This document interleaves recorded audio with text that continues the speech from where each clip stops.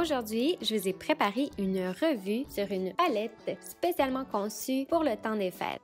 La palette vaut 95 $ canadiens. Vous y retrouvez 6 fards lumineux, dont 3 sont des meilleurs vendeurs et 3 sont des éditions limitées. La palette contient 2 poudres visage lumière, 2 fards à joues enlumineur poudre, l'une aux nuances de baie et l'autre plutôt corail. Ensuite, on a une poudre bronzante illuminatrice et finalement, on a un enlumineur idéal pour faire du strobing et la couleur est plutôt champagne argenté. Je me demandais, est-ce que ça vaut la peine? Ben la réponse est oui, oui et oui, mais on va tenter de rester objectif et on va l'analyser. Avant de vous la montrer, je vais essayer de la nettoyer légèrement parce que ça c'est peut-être un des aspects plus négatifs. Elle est archi salissante. Elle est tellement jolie que dans le fond, on s'en fiche. Bon, là, j'essaie de vous montrer la couleur, mais comme mon éclairage n'est pas génial, je vous montre aussi les échantillons de couleurs sur le site internet. Ce fard-là est parfait pour fixer le cache-cerne ou l'ensemble du visage, tout dépendamment de votre teint de peau. Au lieu d'avoir une apparence poudreuse, il laisse vraiment un fini quasi crémeux. Il contient des sous-tons de jaune, puis il aide à camoufler subtilement de légères rougeurs et il donne beaucoup de lumière au visage. Je vais maintenant l'appliquer sur moi pour que vous puissiez voir le résultat. Pour mon teint de peau, ce fard-là va être idéal pour fixer mon correcteur sous les yeux, apporter beaucoup de lumière à mon visage. Si vous avez appliqué une base ou du correcteur sur vos paupières mobiles, ça peut être une très bonne idée de le fixer avec ce fard-là aussi. Maintenant, on passe au deuxième fard visage lumière, mais celui qui est plus foncé cette fois-ci. Celui-là est parfait aussi pour fixer le correcteur ou l'ensemble du visage, tout dépendamment de votre teint de peau. Son fini est également quasi crémeux. Il a des sous-tons de pêche, mais il est quand même relativement neutre. Il donne beaucoup de lumière au visage et il aide à corriger certaines imperfections. Je dois vous dire que je ne pensais pas l'utiliser parce que généralement, je ne fixe pas mon visage avec des fards parce que j'ai une peau plutôt normale, parfois sèche et j'ai toujours l'impression qu'avec les poudres, mon visage a l'air beaucoup plus sec. Mais comme son fini est crémeux, ben, je vais l'utiliser. J'étais agréablement surprise de constater le beau résultat. Ça donne vraiment un aspect lumineux mais naturel à la peau. Puis c'est certain que si j'ai des problèmes pour estomper mon maquillage, je vais définitivement utiliser ce fard-là. Maintenant, ce que je préfère dans tout le maquillage, la poudre bronzante. Elle est idéale pour donner un teint allé au visage. Évidemment, par contre, elle convient plus particulièrement au teint pâle ou moyen. Elle contient des micro-brillants qui réfléchissent la lumière. Donc, par le fait même, elle donne beaucoup de lumière au visage, tout en conservant un aspect relativement naturel. Et c'est pour ça que j'aime beaucoup les poudres bronzantes de cette marque-là.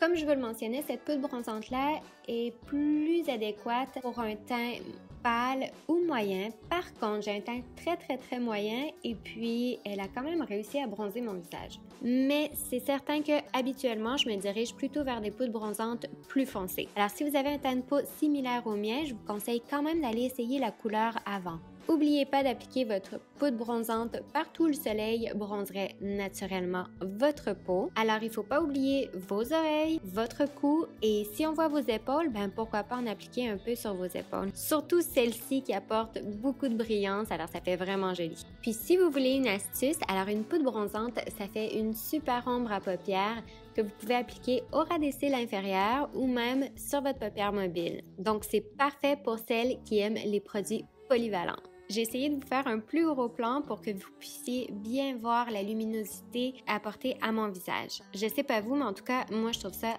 vraiment joli.